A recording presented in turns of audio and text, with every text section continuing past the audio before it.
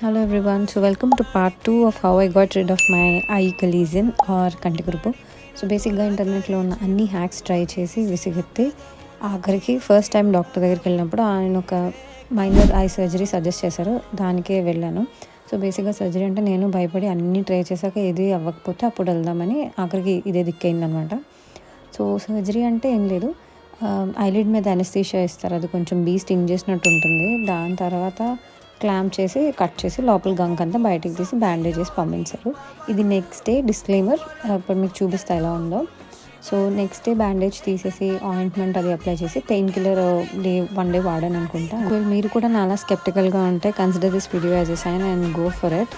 Trust me, నేను అన్ని hacks try చేశాను. This is only one that gives you results.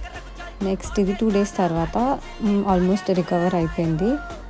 మీకు ఇంకా కంప్లీట్ డీటెయిల్స్ అవి కావాలంటే కింద కమెంట్ చేయండి, నేను లాంగ్ ఫామ్ వీడియో అప్లోడ్ చేస్తాను.